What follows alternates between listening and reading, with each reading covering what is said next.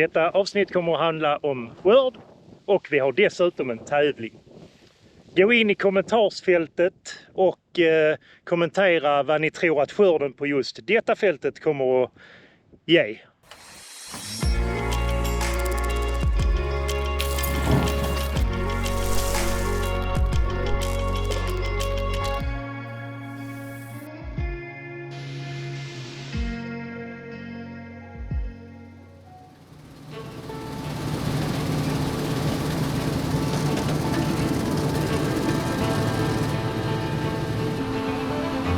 När du går in i en sån säsong som denna så kan man fundera på när är det dags, och man får ha ett 2018 i minnet, färskt i minnet, och ett 17 där vi hade det värsta blötåret i mannaminne kort inpå, och nu känns det som vi har båda dem i år.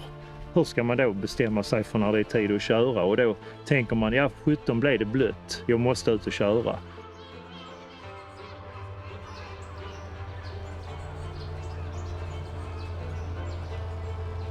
För min del, när man går in i en osäker skörd, så känns det bättre att ha det hemma och säkert och betala lite grann extra för torkningen i en form av försäkring. Men då har jag skörden hemma och då har jag liksom råd att betala torkningen också. Så för mig är det väldigt mycket fokus på att skörden ska in. Har man jobbat hårt för den hela året så är det väldigt viktigt att få in. Hallå Martin! Hej! Välkommen! Tack så mycket! Du ser glad ut ju. Det verkar gå bra. Ja, vet du om det är jättebra. Ja. Statusen i skördeläget just nu är att vi har ju tröskat av vårt grögräs och det har gett ungefär 800 kilo per hektar. Jag är för året väldigt nöjd med det. Det är lägre än vårt genomsnitt som ligger på 1000-1100 kilo.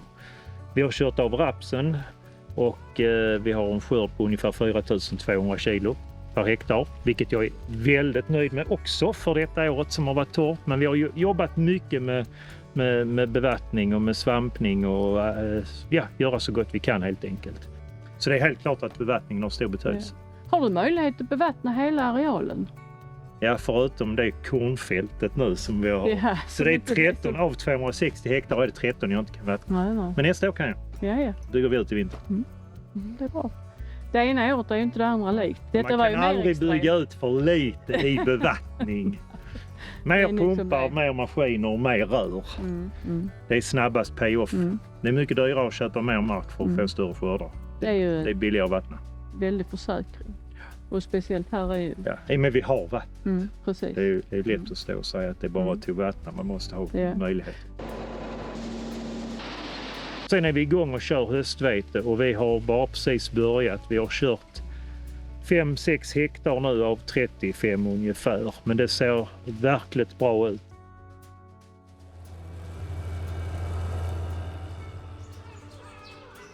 Man kan säkert hitta någon enstaka kärna som har... nej, där är inte mycket rösning nu faktiskt, det är det inte. Men det andra fältet som gav 12, där har du en kärna. Så väntar man kan hitta kärnor som har drösat redan. Men det är ju ingenting än så länge. Men ett par regn till på sådana här mogna så sväller kärnorna. Så ett par regn så sväller de, torkar, sväller och torkar. Till slut så har de ramlat av och kommer det då en storm och slår bort oss så tar det hårt. Och de sitter lätt. Man behöver inte trycka farligt mycket här för att de ska ramla ur. Faktiskt.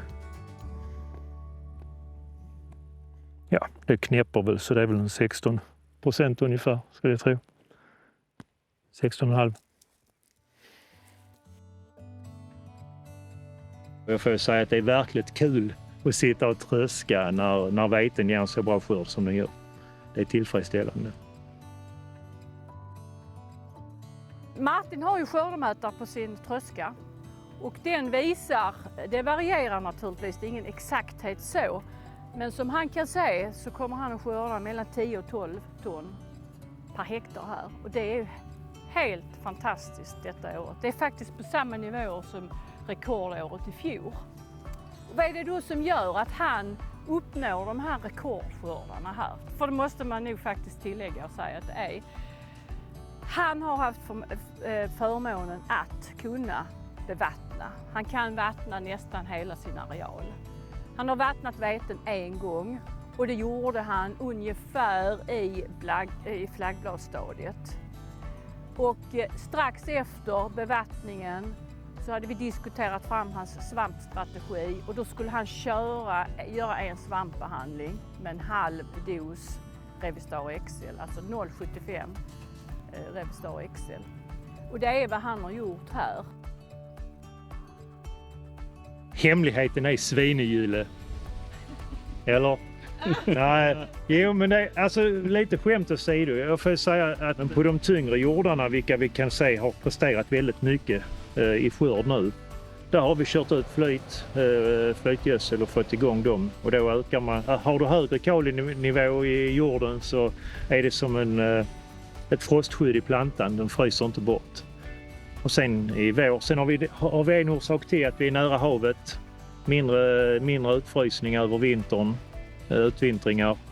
Och sen har vi satt igång dem skarpt på våren igen med bevattning när torkan slog in. Och tidig gödning. Så att försökte att göra så mycket rätt man kan hela vägen. Det är jättemånga faktorer som styr skörden. Men att inte tänka, att kunna föregå det lite grann och slippa tänka sen att jag skulle ha gjort så istället. Det är det roliga att förebygga det faktiskt. Jag har hållit på med de här lärkrutorna i ungefär 10 år. Kommer att fortsätta med. Jag tycker det är en tillfredsställelse på så enkelt sätt kunna göra möjligheter för lärkan och få en boplats och ett ställe att kunna föröka sig på lätt sätt. Och för mig, det kostar ingenting. Och det är en del som många frågar och tänker, vad har du fel på såmaskinen eller något? Men nej, det ska vara så.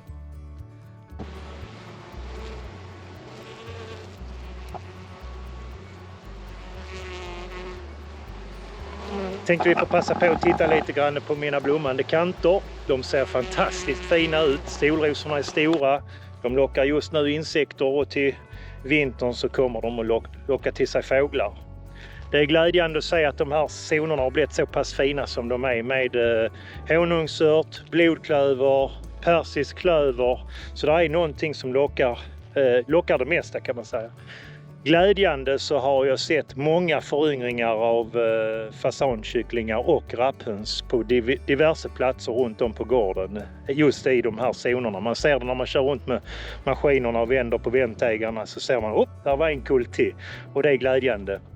Det är kul att kunna bidra med något gott på detta sättet. Det var allt för denna gången. Glöm nu inte att gå in och rösta och gissa på vad skörden i vetefältet blir och delta i tävlingen. Tills nästa gång så kommer vi att kämpa på i huvudsak med grönsaker och i nästa avsnitt så kommer det att bli summering av säsongen. Vi ses!